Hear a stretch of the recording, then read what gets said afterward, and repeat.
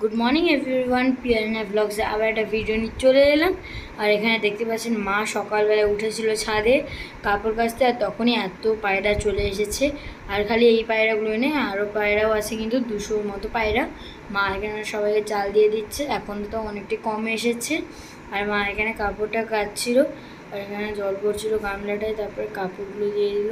এখন এবারে কাপড়টা দিয়ে দিল মা, এবার ধুবে ওইগুলো। অনেকটাই কাপড় এখনো কাঁচা বাকি আছে। আর এখানে দেখতেই পাচ্ছেন, এখানে এক গাদা পায়রা এসছে, মা কাপড় কাচতে কাচতে ভিডিওটা করলো। আর এখানে হচ্ছে মা এখন ঘর ঝাড় দিচ্ছে, কারণ কি আন্টি তো আসছে না। মায়ের পরে ওই 1 নম্বর চাপ, তারপরে বাবা নেই ওইটার চাপ। বাবা থাকলে তাও আমাদের একটু আনা, মানে আমাদের ছাড়তে যাওয়া আনা সব একটু একটু করে হলেও করে দিত। কিন্তু তাও দাদু এসছে, তো দাদুও কিন্তু আমাদের অনেকটাই হেল্প করেছে।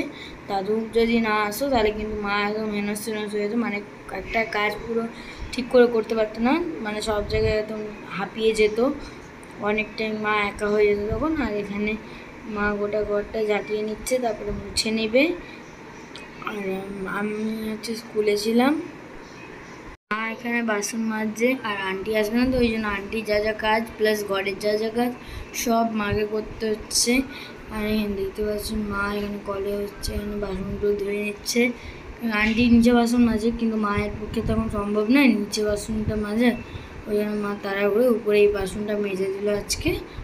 আর আজকে আমাদের ফেসবুকে 8000 মানে 8K ফলোয়ার্স কমপ্লিট হয়ে গেছে। আর এখানে মা চালটা ধুয়ে দিচ্ছে।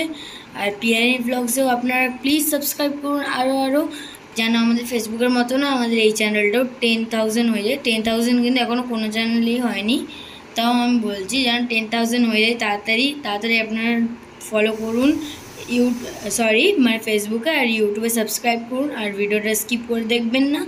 আর এখানে মা এখন পাস্তা বানাচ্ছে। আর এখানে দেখতে পাচ্ছি পাস্তাগুলো প্রথমে সিদ্ধ করে নিচ্ছে মা, ভালো করে বয়েল করে নিচ্ছে পাস্তাগুলো। আর হ্যাঁ বন্ধুরা, আমাদের কিন্তু ইনস্টাগ্রাম আইডিতে প্রায় হয়ে এসেছে 1500-এর কাছাকাছি। এবার হয়ে যাবে আমাদের ইনস্টাগ্রামটাও প্রায় 1500।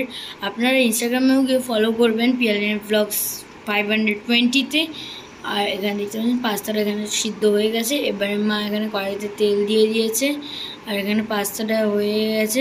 মাঝখানে আর ভিডিওটা মা করতে পারেনি, কারণ কি মা একা হাতে সব করছিল, তো ওই জন্য।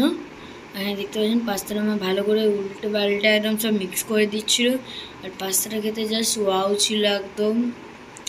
আমার মা ভালো পাস্তা বানায় না। তারপরে আমরা এখানে পাস্তা খেয়ে, আর আমি কিন্তু স্কুল থেকে চলে এসেছি। আজকে আমাদের হাফ স্কুল ছিল, কারণ কি আজকে হচ্ছে স্যাটারডে, ওই জন্য আর বোনের তো স্কুল ছিল না। আর এখানে আমরা একটু শাক বাজতে বসে পড়েছিলাম, দিদি আমি, আর সঙ্গে দিম্মাও একটু রাস্তা দিয়ে বসেছিল। আর এখানে আমাদের বাড়িতে কিন্তু এখন প্রায় শাক হচ্ছে। আর এখানে আজকে হবে পমফ্রেট মাছের রান্না হবে, পমফ্রেট মাছ। আর এখানে হচ্ছে এখানে আরও মাছের ডিমের বড়া হচ্ছে, শাক হয়েছে, শাক ভাজা আর কি। আর এখানে আমি এখন খেতে বসে পড়েছি। পমফ্রেট মাছটা কিন্তু খুব ভালো ছিল। আমি আগে পমফ্রেট মাছ খেতাম, তারপরে খাওয়া বন্ধ করে দিলাম, আবার স্টার্ট করেছি। আজকে আমাদের ভিডিওটা এই পর্যন্ত।